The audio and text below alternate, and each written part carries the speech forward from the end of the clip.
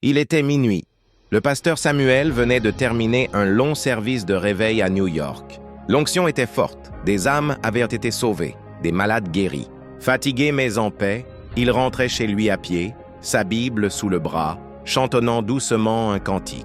Mais ce qu'il ignorait, c'est que dans une ruelle sombre, 3 hommes armés l'attendaient. Ils l'avaient suivi depuis 2 jours. L'un d'eux avait dit « Ce pasteur-là dérange trop. Ce soir, on le fait taire. » Il s'était caché dans un coin stratégique.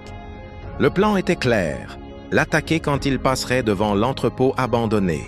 Mais à l'instant où il approcha de l'endroit, quelque chose d'étrange se produisit. Le pasteur sentit soudain une pression sur son cœur. Il s'arrêta, regarda autour de lui et murmura « Seigneur, couvre-moi. Je ne sais pas pourquoi, mais je sens un danger. » Il leva les mains et commença à prier à voix basse « Que tout piège soit renversé, que toute embuscade soit exposée. Je suis sous ton sang. » Au même moment, les 3 hommes armés, pourtant habitués à la violence, furent saisis de panique. L'un d'eux cria « On ne peut pas tirer! Regarde autour de lui !» Ils voyaient une lumière les aveugler, comme si quelqu'un se tenait entre eux et leur cible. Pris de peur, ils s'enfuirent sans jamais comprendre ce qui s'était passé. Le pasteur, lui, continua son chemin sans savoir qu'il venait d'échapper à la mort.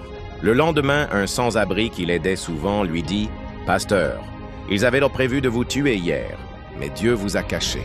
Quand tu marches avec Dieu, même les balles préparées contre toi n'arrivent pas à destination. Si tu crois que Dieu peut déjouer les pièges les plus sombres, écris Amen et partage cette histoire pour rappeler que Dieu veille, même à minuit. »